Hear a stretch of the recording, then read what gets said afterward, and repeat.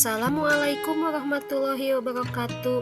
Saya Sani Oktaviani, CGP Angkatan 10 dari SDN 1 Karya Mukti Kabupaten Garut akan memaparkan bukti aksi nyata modul 1.4 tentang budaya positif. Berikut pemaparannya. Assalamualaikum warahmatullahi wabarakatuh. Waalaikumsalam warahmatullahi wabarakatuh. Innal hamdalillah nahmaduhu wa nasta'inu wa nastaghfiruh wa na'udzu billahi min shururi anfusina wa min sayyiati a'malina may yahdihillahu fala mudilla lahu wa may yudlil fala hadiya lahu. Asyhadu an la ilaha illallah wa asyhadu anna Muhammadan 'abduhu wa rasuluhu amma ba'du. Pertama-tama marilah kita panjatkan puja dan syukur kita kehadiran Allah Subhanahu wa taala yang mana telah memberi kita beribu-ribu kenikmatan, khususnya nikmat iman dan nikmat Islam. Salawat serta salam semoga terlimpah curahkan kepada junjungan kita Muhammad sallallahu alaihi wasallam. Alhamdulillah pada kesempatan siang hari ini, bagaimana Bapak Ibu sehat? Sehat. Terima kasih atas kehadirannya dalam kegiatan diseminasi budaya positif. Saya Fatimah Nurul Adin selaku moderator akan menyampaikan susunan acara pada siang hari ini. Yang pertama pembukaan, yang kedua pemaparan penyebaran penerapan budaya positif, yang ketiga tanya jawab dan tanggapan, yang keempat doa, dan yang terakhir adalah penutup. Untuk acara yang pertama pembukaan, marilah kita buka acara pada siang hari ini dengan sama-sama membaca basmalah. Bismillahirrahmanirrahim. Dan untuk yang kedua, pemaparan penyebaran dan penerapan budaya positif yang akan disampaikan oleh pemateri Guru CGP Sani Oktaviani SPD. Waktu dan tempat kami persilakan. Warahmatullahi wabarakatuh. Waalaikumsalam warahmatullahi wabarakatuh. Pertama-tama saya mengucapkan terima kasih kepada Ibu moderator yang telah meluangkan waktunya untuk bisa hadir dalam presentasi ini. Dan tak lupa juga bagi Ibu Kepala Sekolah yang saya banggakan dan teman-teman sekolah yang saya cintai, terima kasih telah meluangkan waktu di siang hari ini. Hari ini saya akan melakukan diseminasi budaya positif dalam rangka memenuhi tugas pendidikan saya yang sedang saya jalani, yaitu pendidikan guru penggerak angkatan 10. Saya di sini bukan mau menggurui atau istilahnya kokobean ya Bapak Ibu. Saya hanya ingin berbagi pengalaman, berbagi praktik baik selama saya pendidikan selama kurang lebih 2 bulan. Saya ingin berbagi praktik baik bersama Bapak Ibu. Semoga Bapak Ibu bisa menerimanya. Sebelum ke presentasi, saya mempunyai pantun ya Bapak Ibu. Pergi ke toko membeli parfum, dapat hadiah sepotong coklat. Saya ucapkan assalamualaikum, semoga presentasi ini bermanfaat. Amin. Selanjutnya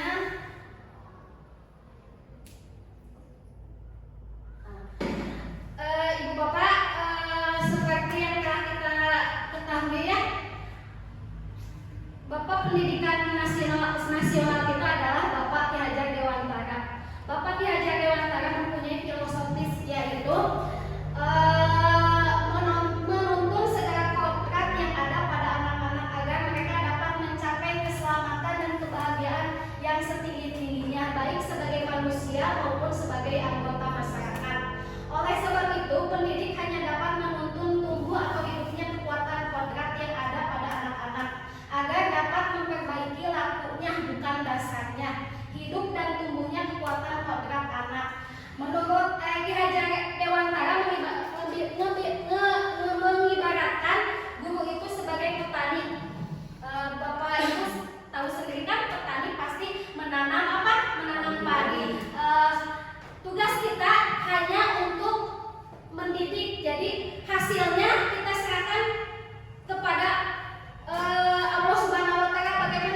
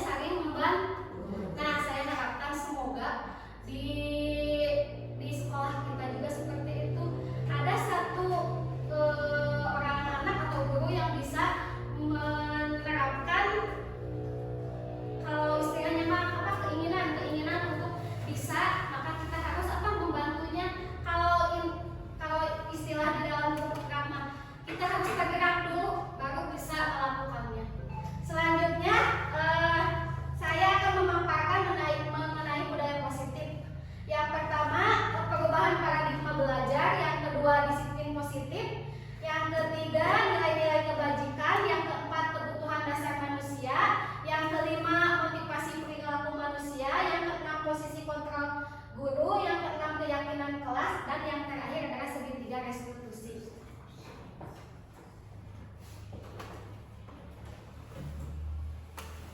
Selanjutnya disiplin positif dan kebajikan universal. Nah, Bapak Ibu, coba Bapak Ibu angkat tangannya, kepalkan. Coba ada salah satu temannya yang apa? Yang mencoba untuk membuka atau membujuk atau dikasih uang, dibuka apa tidak? Jadi gini, contohnya Ibu Rosipa ya, mengepalkan tangan sama Nadira, sama Ibu Nadira itu dibujuk, mau tidak dibuka itu tangan ini, mau dikasih uang, dikasih apa? Dirayu. Ibu Rosipa, bagaimana tetap mempertahankan yang ada di sini atau membukanya? Tetap mempertahankannya. Kenapa? Nah, ya tadi seperti ini Bapak Ibu. Contohnya Pak Agus mempunyai sesuatu di tangan ini ya. Pak Muslim mau, tapi Pak Agus tidak mau menyerahkannya, biarpun disogok pakai uang, dirayu apa juga. Nah, posisi Pak Agus itu apa? Sebagai apa? Pengontrol. Jadi dia punya hak, punya kekuatan. Saya pada tidak mau. Kalau dikasih uang juga tidak akan apa? Tidak akan mau gitu, biarpun disogok apa-apa. Nah, selanjutnya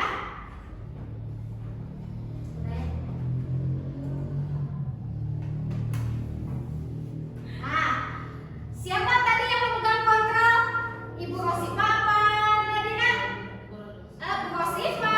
Soalnya dia berpegangan teguh, tidak terkena bujuk rayuan. Selanjutnya perubahan paradigma belajar.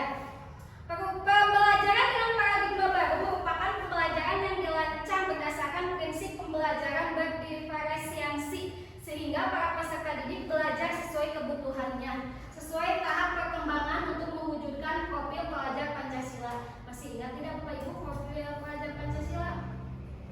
Masih ya? Ya biarpun masih lupa sedikit juga. Nah sekarang menurut Dr. William Glaser, teori kontrol itu ada 4. Yang pertama, ilusi guru mengontrol murid. Yang kedua, ilusi bahwa semua penguatan positif, efektif, dan bermanfaat. Yang ketiga, ilusi bahwa kritik dan membuat orang merasa bersalah dapat menguatkan karakter. Yang ketiga, ilusi bahwa orang dewasa memiliki hak untuk memaksa. Nah, pengertiannya masih menurut Dr. William Glaser, ilusi mengontrol murid yaitu pada dasarnya kita tidak dapat memaksa murid untuk berbuat sesuatu jikalau murid tersebut memilih untuk tidak melakukannya. Walaupun tampaknya guru sedang mengontrol perilaku murid, hal demikian terjadi karena murid sedang mengizinkan dirinya dikontrol. Saat itu bentuk kontrol guru menjadi kebutuhan dasar yang dipilih murid tersebut. Teori kontrol menyatakan bahwa semua perilaku memiliki tujuan, bahkan terhadap perilaku yang tidak disukainya. Seperti tadi yang kata Ibu Rosipa mengepalkan tangan, tapi dia tidak terbujuk. Jadi Ibu Rosipa mempunyai posisi kontrolnya di Ibu Rosipa.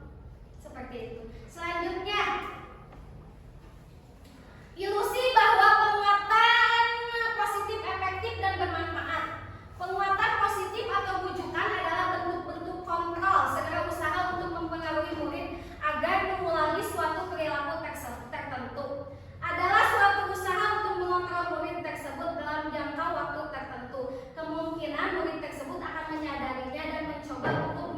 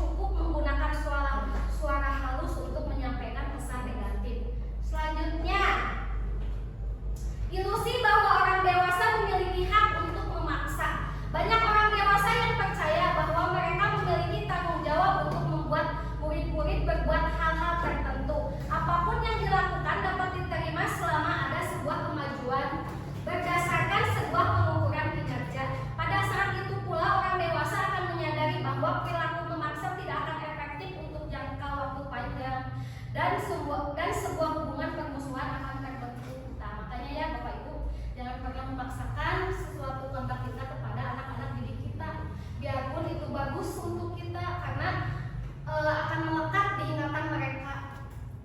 Selanjutnya,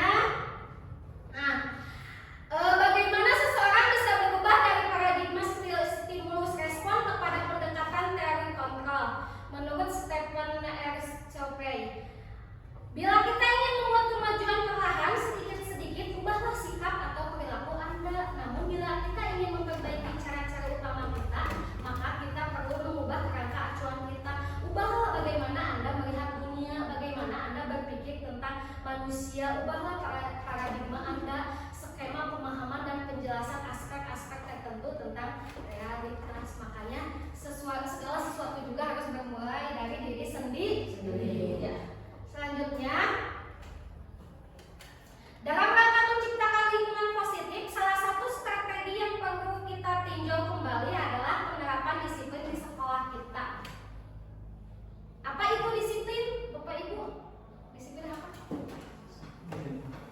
Mematuhi peraturan yang ada. Ya, bagus, mematuhi peraturan yang ada. Apakah telah efektif? Apakah masih perlu ditinjau kembali?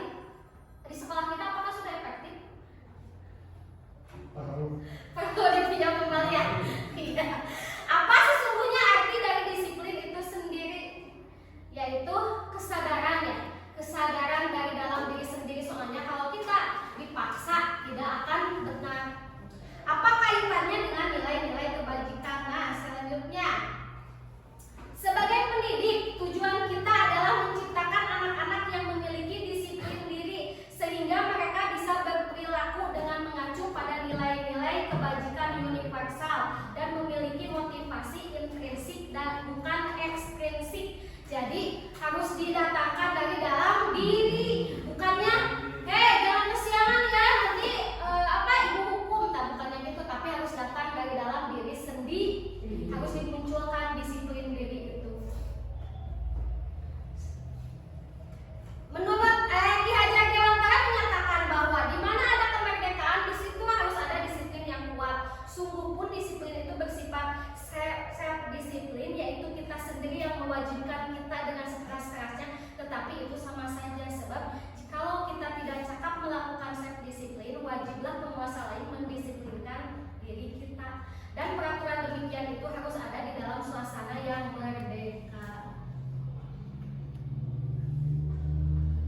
Nah, di sini sekarang kita akan belajar mengenai disiplin positif. Disiplin diartikan sebagai kepatuhan terhadap peraturan dan tunduk pada penguasaan. Kedua, disiplin juga merupakan latihan yang bertujuan untuk mengembangkan diri agar dapat berperilaku tertib. Perkataan disiplin mempunyai arti kepatuhan kepada aturan. Disiplin positif merupakan salah satu cara penerapan disiplin yang bertujuan untuk menumbuhkan kesadaran serta memberdayakan anak untuk melakukan sesuatu tanpa sogokan, ancaman maupun hukum. Nah, jadi disiplin itu jangan diiming-iming, hukuman itu tidak boleh, tidak ada. Sebagai seorang guru, kita harus bisa menjadikan peserta didik yang memiliki disiplin diri sehingga mereka berperilaku mengacu kepada nilai-nilai kebajikan universal dan memiliki motivasi intrinsik dalam perubahan perilaku ke arah yang lebih baik. Nah, nilai-nilai kebajikannya, kita kan sudah belajar ya mengenai Kopi Praja Pancasila, yaitu beriman dan bertakwa kepada Tuhan Yang Maha Esa, apalagi berakhlak mulia, berkebinekaan, gotong royong, mandiri, kreatif, dan berdarah kritis. Nah, itu contoh-contoh nilai kebajikan yang ada di organisasi atau institusi. Yang selanjutnya, toleransi, rasa hormat, integritas, mandiri, menghargai, antusias, empati, keingintahuan, kreativitas, kerjasama, percaya diri, dan komitmen. Nah, untuk keterampilan hidupnya atau life skill dapat dipercaya, lurus hati, pendengar yang aktif, tidak merendahkan orang lain, dan memberikan yang terbaik dari diri. Nah, itu adalah nilai-nilai kebajikan universal. Selanjutnya,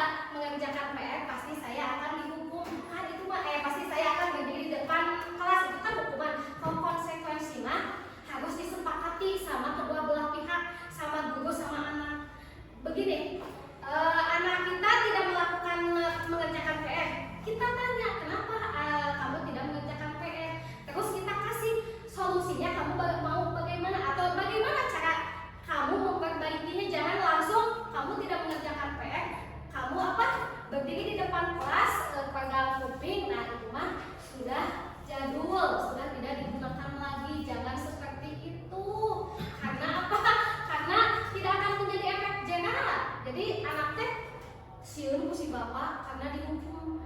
Tidak boleh. Jadi kita harus mengacu ke konsekuensi. Jadi harus apa? Harus ada harus ada itu obrolan dua arah. Jadi anak kalau tidak melakukan ini solusinya bagaimana? Bagaimana kamu bisa memperbaikinya? Yang kedua, murid tetap dibuat tidak nyaman. Yang ketiga, sikap guru selalu memonitor murid. Selanjutnya, Bapak Ibu coba baca, ada kasus ini. Coba Bapak Ibu baca kasus ini. Nanti saya akan memberikan pertanyaannya.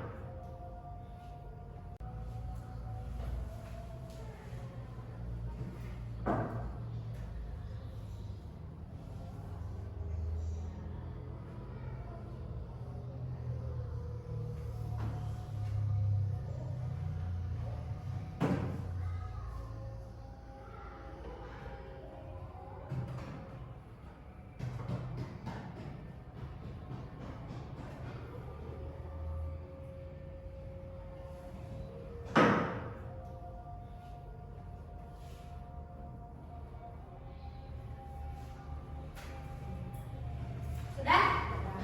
Ya. Kasusnya apa? Apakah Anda setuju dengan tindakan Pak Seno terhadap IPA? Setuju apa tidak? Tidak. Tidak. Mengapa tidak setuju? Mengapa? Ini kan IPA bukan menguasai pelajaran matematika, sehingga pada saat pelajaran tersebut berlangsung dia lebih banyak berdiam diri atau menggambar di buku pelajarannya. Pada saat guru matematikanya Pak Seno menanyakan pertanyaan, IPA menjadi gugup dan tak sengaja menjatuhkan tasnya dari kursi serta tiba-tiba menjadi gagap pada saat berupaya menjawab. Seluruh kelas pun tertawa melihat perilaku IPA yang bicara tergagap dan terkejut tersebut. Pak Seno pada saat itu membiarkan teman-teman IPA menertawakan IPA yang tergagap dan malu luar biasa, dan malahan minta IPA untuk maju ke depan dan berdiri di depan kelas sambil menunjuk hidungnya karena tidak bisa menjawab pertanyaan Pak Seno. Kelas makin gaduh dan anak-anak pun tertawa melihat IPA di depan kelas memegang ujung hidungnya. Apakah Anda setuju? Apakah Bapak Ibu setuju dengan tindakan Pak Seno terhadap IPA? Tidak. Mengapa? Hah? Iya, karena Pak Seno mempermalukan IPA. Udah tahu IPA itu udah tahu IPA teh gugup ya. Dia jadi membunuh karakter. Nah, makanya Bapak Ibu ya, kalau ada yang gitu jangan disuruh di depan kelas. Iya, apalagi ditunjukkan Pak Seno menunjuk. Padahal mah IPA menjatuhkan tasnya juga, dia itu sudah sampai ke gugup. Menurut Anda, tindakan Pak Seno terhadap IPA adalah sebuah hukuman atau konsekuensi? Hukuman, betul. Mengapa Pak? Soalnya apa? Iya, soalnya satu arah. Tidak ada kompromi itu, diskusi dulu ya. Betul. Sudah mengerti apa ya? Makanya sekarang mah jangan menghukum, tapi konsekuensi. Kesepakatan. Lanjut ya. Selanjutnya, restitusi. Ada yang sudah mendengar, ada juga yang belum ya. Restitusi adalah proses menciptakan kondisi bagi murid untuk memperbaiki kesalahan mereka sehingga mereka bisa kembali pada kelompok mereka dengan karakter yang lebih kuat menurut Gosen 2004. Restitusi juga merupakan proses kolaboratif yang mengajarkan murid untuk mencari solusi untuk masalah mereka dan membantu murid berpikir tentang orang seperti apa yang mereka inginkan dan bagaimana mereka harus memperhatikan orang lain menurut Chelson Gosen 1996.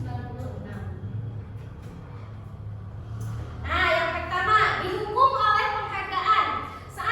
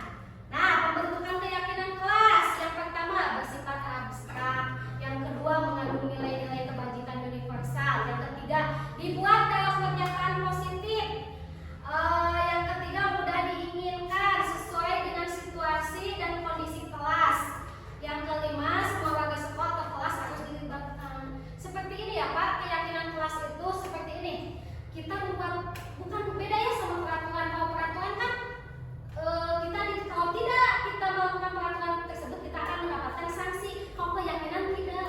Jadi nanti untuk tahun ajaran baru sebelum bapak ibu mengajar kita harus membuat keyakinan kelas dulu. Bagaimana ibu cara membuat itu? Anak-anak disuruh anak-anak di kelas kita ini kita akan membuat apa? Yang pertama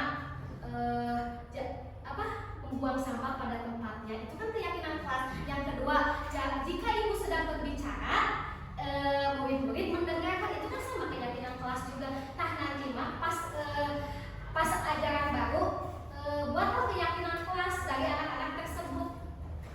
Ibu, anak-anak saya mah ada nggak mengerti ya, kita tuntun, kita kasih contoh dulu. Anak-anak di kelas ini mau bagaimana seperti itu. Contohnya gini, setiap hari Jumat harus membawa bekal semuanya, kan itu bisa termasuk keyakinan kelas. Nah selanjutnya berarti keyakinan kesepakatan yang antara siswa dan guru dalam hal yang baik. Iya Pak, seperti itu. Seperti gini Pak, kalau anak harus tepat waktu, harus datang hadir tepat waktu, betul ya itu harus. Cuma diperjelas lagi, anak harus datang tepat waktu pukul berapa gitu. Terus Bapak teh membuat kesepakatan lagi seperti mengajar gini Pak, biar anak nanti Bapak tuh gini, pas Bapak gimana ya? Jadi gini, pas Bapak memberikan keyakinan kelas itu, nanti ada konsekuensinya bila anak tidak melakukannya. Soalnya anak suka lupa Pak. Contohnya gini Bapak, tadi kan Bapak bilang keyakinan kelas itu harus disepakati sama guru sama murid. Betul Pak, emang betul sekali. Tapi kita lebih mementingkan kepentingan murid. Contohnya buang sampah pada tempatnya, atau gini Pak, barisan meja kan Pak suka acak-acakan. Nah kita buat kesepakatan kelasnya. Kita mau apa? Kesepakatan kelasnya harus dalam kata-kata positif atau yang menyenangkan gitu. Jangan kesannya menghukum. Kalau gini, buanglah sampah pada tempatnya, kalau tidak nanti jangan Bapak gitu. Mau mencoba nanti dibikin keyakinan kelas? Harus sih, harus punya sekarang mah, harus diwajibkan. Seperti Pak Muslim, Ibu udah saya mau mengajar kelas bawah. Bagaimana keyakinan kelasnya? Gampang Bapak tinggal mengumumkan ke anak-anak. Anak-anak, Bapak punya keyakinan kelas. Anda setuju tidak? Tinggal dihitungkan saja. Atau anak-anak, Bapak saya mah mau ini, pas belajar saya mau sambil makan gitu. Kalau semuanya sepakat, tidak apa-apa. Kan anak-anak itu Bapak harus nyaman di kelas itu. Jadi kita jangan sampai otoriter gitu. Guru jadi anak terdiam gitu. Seharusnya tidak boleh begitu. Jadi harus bahagia gitu. Harus nyaman inti nama. Nah, selanjutnya kebutuhan dasar manusia ya. Kebutuhan dasar manusia itu ada 5. Yang pertama, kebutuhan bertahan hidup atau survival. Adalah kebutuhan yang bersifat fisiologis untuk bertahan hidup, misalnya kesehatan, rumah, dan makanan. Yang selanjutnya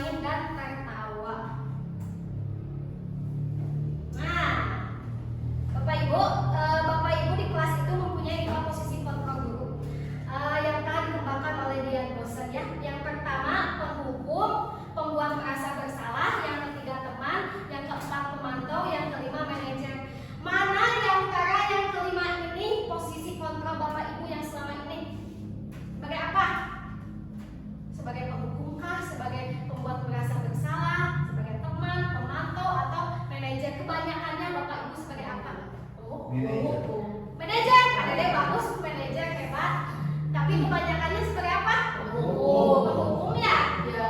Kebanyakannya penghukum. Jadi anak-anak apa? Tidak mengerjakan PR. Anak apa? Tidak merasa bersalah. Ya. Nah, itu tuh seharusnya mah tidak boleh Bapak Ibu. Aduh ya. Apalagi, bagaimana?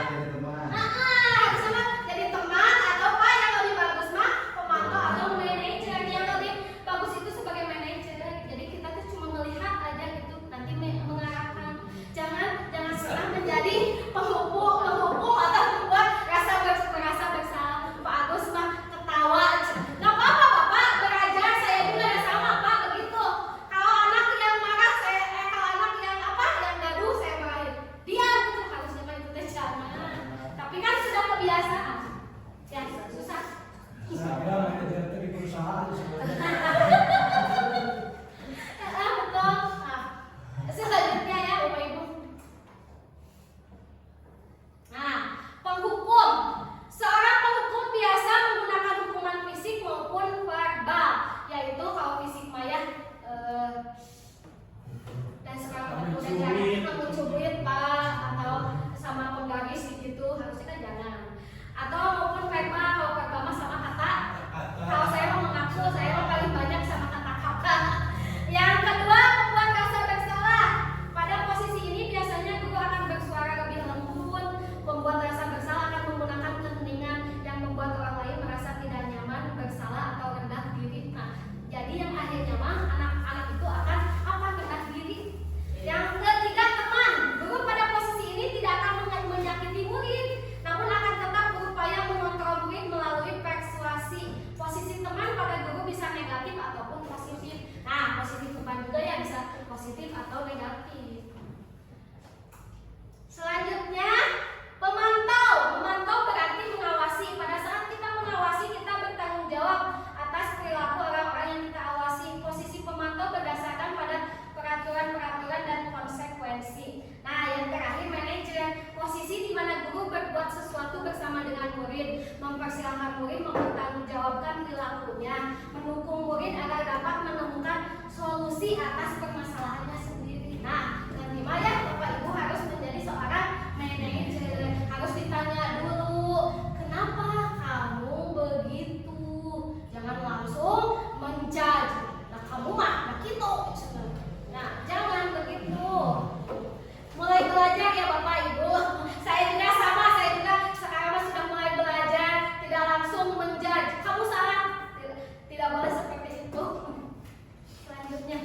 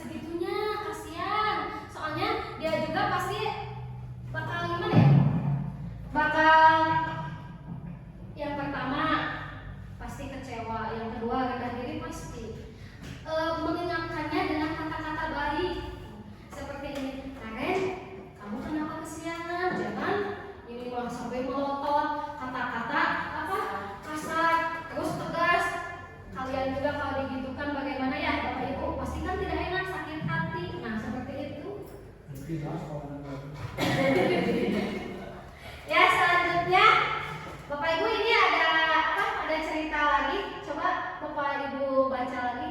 Posisi kontrol Bapak Ibu sebagai apa?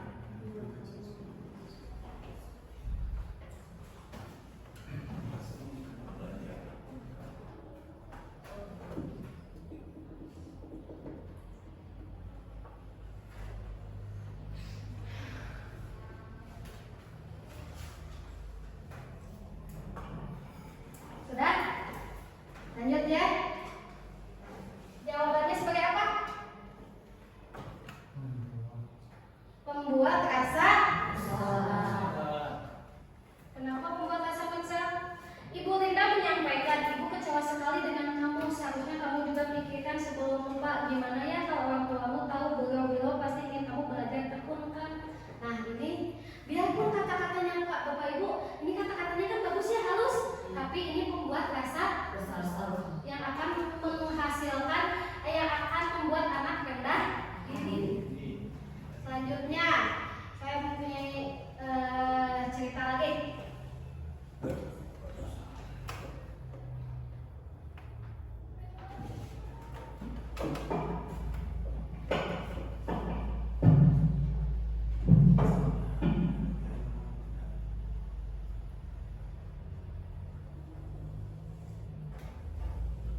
Kemarin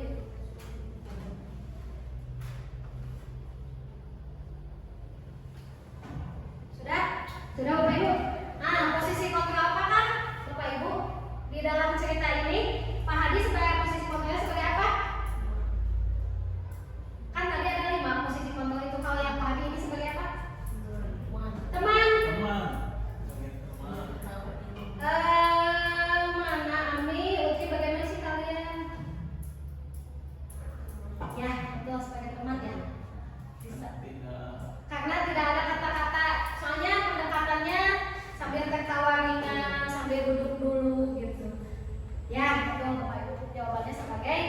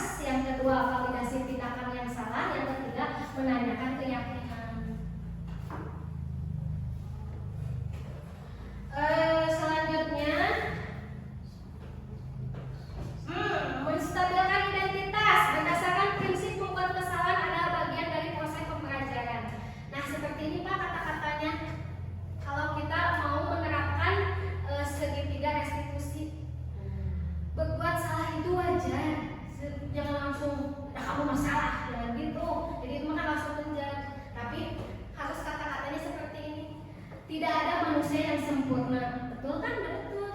Ibu bapak juga pernah melakukan itu. Itu adalah kata-kata untuk menstabilkan identitas. Yang ketiga, bapak tidak mau mencari siapa yang salah, tapi bapak ibu ingin mencari solusi dari permasalahan ini. Nah, seperti kalau ada anak yang itu pak yang bandel atau apa harusnya kata-katanya seperti ini. Jangan langsung menjudge gitu. Kamu berhak merasa begitu. Ini kata-katanya untuk menstabilkan identitas. Nanti coba bapak, biarpun ya kita makan orang Sunda pasti ngomongnya pakai bahasa Sunda nggak apa-apa, tapi ini langkah-langkah, ini kata-kata yang harus dipakainya seperti itu. Selanjutnya, validasi tindakan yang salah. Berdasarkan prinsip setiap perilaku berupaya memenuhi suatu kebutuhan tertentu. Nah, kata-katanya seperti ini. Kamu pasti punya alasan mengapa melakukan hal tersebut. Betul kan? Yang kedua, padahal kamu bisa melakukan yang lebih buruk dari ini ya.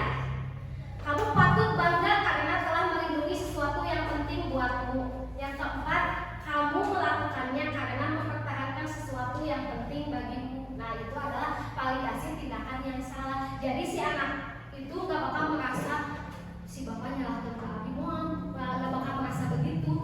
Tapi dia akan merasa, oh saya salah, jadi saya harus apa? Memperbaikinya. Selanjutnya, menanyakan keyakinan. Seperti yang tadi saya bilang ya sebelum nanti mah, kalau tahun ajaran baru harus membuat keyakinan dulu. Contohnya apa? Tidak makan di dalam kelas. Kalau ada yang melanggar, tinggal kita nanya. Kita kan sudah sepakat, kita kan sudah membuat keyakinan kelas. Kenapa kamu melanggar? Tinggal begitu aja, Bapak. Tidak usah ditunjuk-tunjuk atau bagaimana. Tidak usah Pak, soalnya zaman sekarang anak itu sudah beda. Ya, apalagi sudah kena gadget. Anak itu pasti, apalagi kalau bawa HP ke sekolah. Guru marah sedikit direkam ya, terus diupload di media sosial. Yang akhirnya jadi apa? Jadi viral. Kita sendiri kan yang kena. Padahal kan kita niatnya baik, mau meluruskan yang salah. Seperti itu. Nah, kata-kata di dalam menanyakan keyakinan yaitu apa keyakinan kelas kita? Nilai-nilai apa yang telah disepakati bersama? Seperti apa gambaran sebuah kelas yang ideal menurut kamu? Yang terakhir, kamu ingin menjadi orang yang seperti apa? Kita kan jarang yang bertanya seperti itu ke anak-anak. Tidak perlu menanyakan kamu ingin menjadi orang seperti apa? Tidak apa namanya. Kita hanya menuntut nilai kamu harus 100, padahal mah semua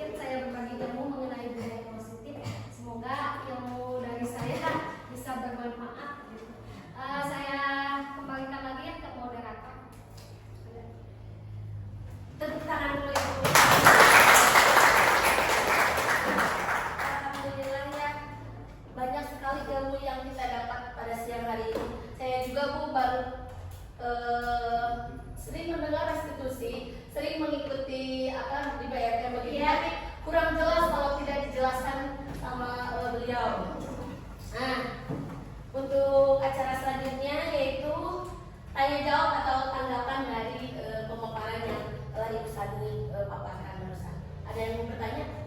Atau ada yang menanggapi? Saya, Bu. Oh ya, boleh. Bertanya, Bu. Siap. Ya, Pak Dede, enggak. Bu, saya menanyakan Bu kaitan dengan retribusi, apakah retribusi tersebut dilakukan atau dilaksanakan dengan kesepakatan antara guru dengan siswa atau kesepakatan orang tua siswa atau gimana Bu? Ya, terima kasih. Ya, ditampung dulu ini. Ya. Ya. Ya, yang kedua enggak. Terima kasih terutama kepada moderator yang telah memberikan waktunya bagi saya untuk bertanya. Dan terima kasih juga kepada pemateri yang telah memaparkan materinya. Di dalam menyimak materi tadi banyak hal-hal yang muncul, terutama di dalam kelas. Kadang sebagai guru di dalam kelas kita terpancing emosi pas anak melanggar aturan. Oleh karena itu dalam kesempatan ini saya akan bertanya 3 poin. Yang pertama, bagaimana caranya supaya tetap tenang dan lancar dalam menerapkan disiplin positif.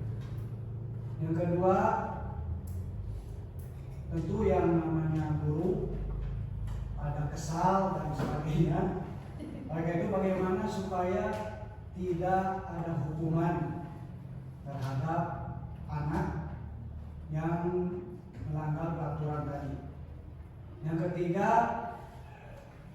untuk mengenapi secara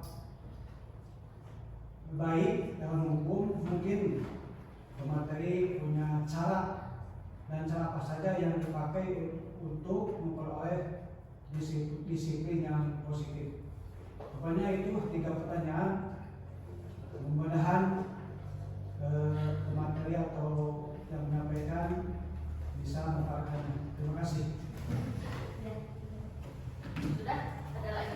Nah, ini Bapak-bapak ya yang aktif bertanya, ibunya mana? Ya silakan Pak. Enggak, Pak. ini ada pertanyaan, apakah dengan pemberian sistem reward atau hadiah bisa membuat anak menjadi lebih disiplin?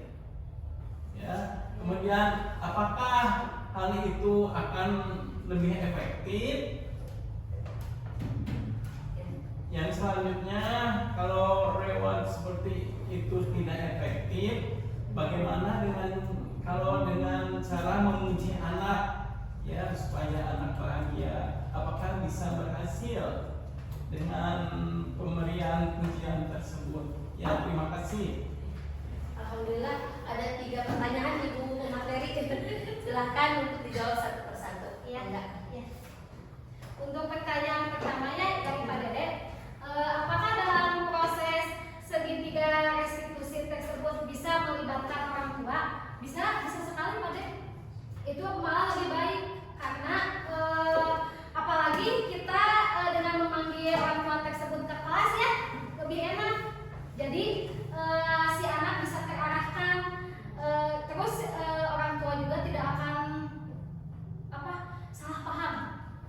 Kunaon cenah anak abi, kalau sama anaknya itu lebih baik. Itu jawaban dari saya.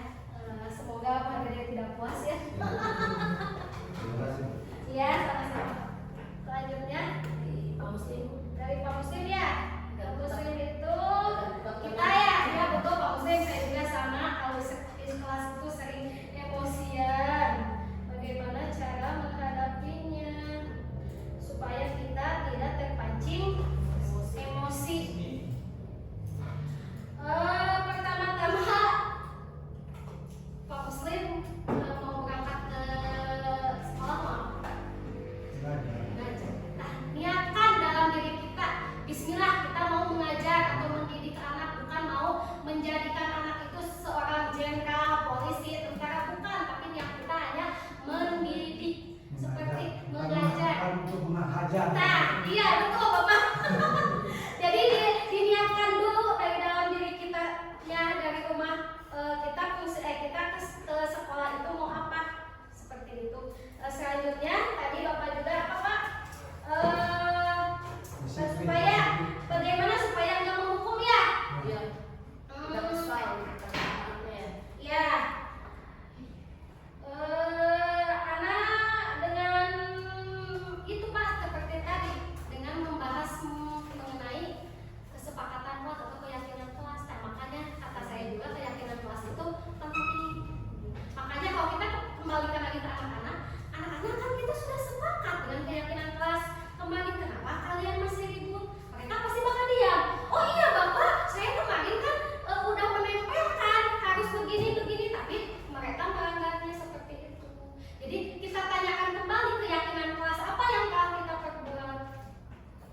selanjutnya Pak Musi masih bertanya ya?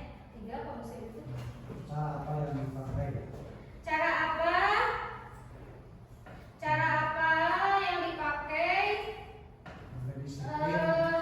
Ya, cara apa untuk kalau kata saya mah sama diskusi Pak, untuk mendisiplinkan anak itu. Iya, yang paling efektif itu diskusi, aja anak ngobrol. Jangan langsung kamu besok apa? Jangan kalau anak itu salah pakai sepatu, jangan seperti itu. Tapi diskusikan anak itu bawa sepatunya harus pakai putih, nggak punya sepatu warna putih seperti itu. Jadi intinya kita harus ngobrol, harus sering ngobrol sama anak itu. Jangan langsung menjudge. Semoga jawaban saya tidak puas ya Pak, agar Bapak ya sama-sama agar Bapak bisa belajar atau mencarinya sendiri. Karena saya juga masih belajar Bapak. Selanjutnya pertanyaan dari Pak Agus ya, tentang reward Bu. Tentang reward ya Bapak ya. Bapak suka ngasih hadiah? Ada. Iya, seperti ini apa ya? Seperti bintang. Beri cap bintang itu ya. Kalau anak kelas 1 pakai gitu ya. Kalau yang bagus kasih bintang. Sebetulnya itu kalau untuk jangka panjang itu tidak akan efektif Pak. Kalau seperti itu. Jadi anak teh mau mengerjakan PR karena dikasih bintang. Seperti itu. Nah, selanjutnya tadi ya kalau tidak efektif terus kalau seperti itu tidak efektif, bagaimana dengan memuji? Memuji boleh Pak, tapi jangan keseringan juga, nanti anaknya bakal jadi apa? Jangan berlebihan, jadi anaknya bakal manja. Ya betul kan? Jadi si anak bakal manja. Terus saya mau mengerjakan ini biar dipuji terus. Berarti pujinya Seperti itu. Apa lagi Bapak 3 ya?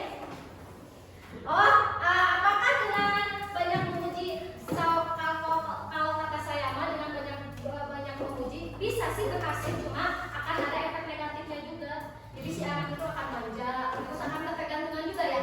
Apa-apa harus dipuji dulu baru melakukan sesuatu, bukan karena keinginan diri sendirinya. Ya, jadi pujian betul.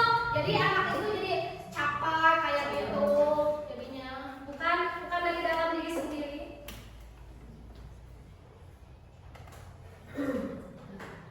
Ya sudah. Gimana Pak? Semoga belum puas Pak Sani, agar kita lebih banyak belajar lagi, mencari lagi jawaban-jawaban yang bisa kita pelajari bersama-sama. Iya betul Bapak, soalnya saya juga sama baru belajar. Ya, alhamdulillah pemaparan dan tanggapan dari pemateri telah kita laksanakan.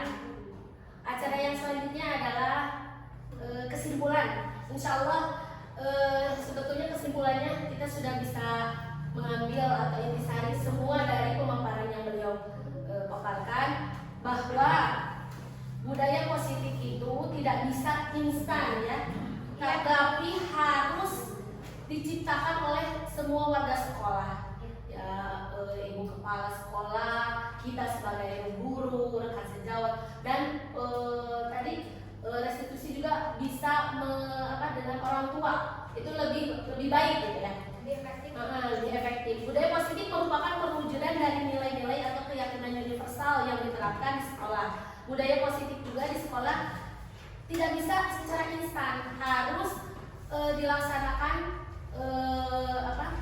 penerapannya itu dilakukan tuntunan dan tauladan dari seorang guru.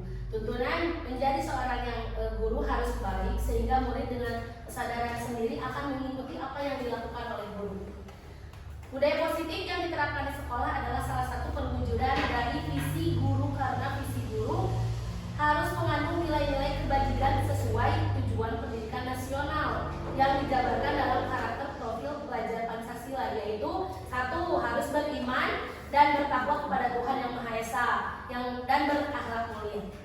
2. Mandiri. 3. Gotong royong. 4. Kebinekaan global dan bernalar kritis dan kreatif. Mungkin sambil kita terus belajar, nanti mungkin ada pemaparan-pemaparan yang lainnya kita tunggu Bu, karena mungkin ini sebetulnya lebih bermanfaat ya Pak. Kita sharing, kita bisa kalau masalah-masalah di dalam kelas tidak sendiri gitu, tapi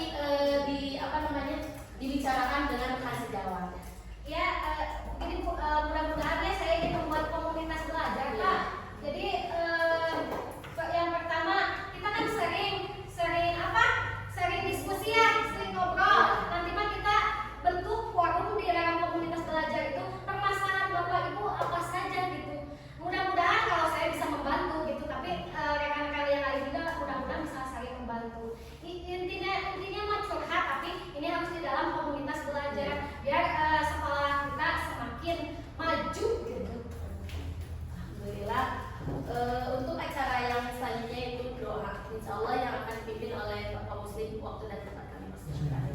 Ya, silakan. Assalamualaikum warahmatullahi wabarakatuh. Waalaikumsalam warahmatullahi wabarakatuh.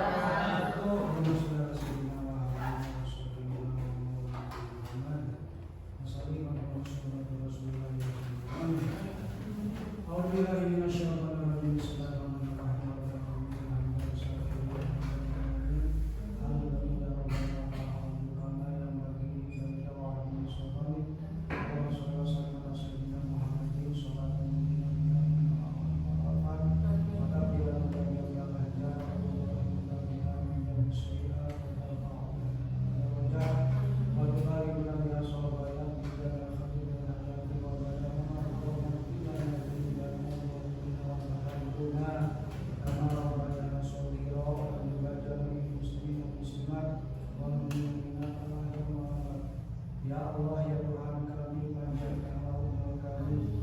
Ya Allah ya Tuhan kami, sehatkanlah badan kami. Ya Allah ya Tuhan kami, cahayakanlah akal kami. Ya Allah ya Tuhan kami, berikanlah rezeki kami. Rabbana hab lana min azwajina wa dhurriyyatina qurrata a'yunin warzuqna. Rabbana la tuzigh qulubana ba'da idh hadaytana wa hab lana min ladunka rahmah. Allahumma inna nas'aluka salamatan fid din wa rahmatan min syarri fadilatan fil ilmi wa barakatan fil rizqi wa tawbatan qabla maut wa rahmatan min al-maut wa maghfiratan ba'da maut. Allahumma hawwin 'alaina bisyaqata wal maut bi rahmatika ya arhamar rahimin. Rabbana atina fid dunya hasanah wa fil akhirati hasanah wa qina adzabannar. Wa sallallahu ala sayyidina Muhammadin wa ala alihi wasallam. Subhana rabbika rabbil izzati amma yasifun wa salamun alal mursalin walhamdulillahi rabbil alamin. Al-Fatihah.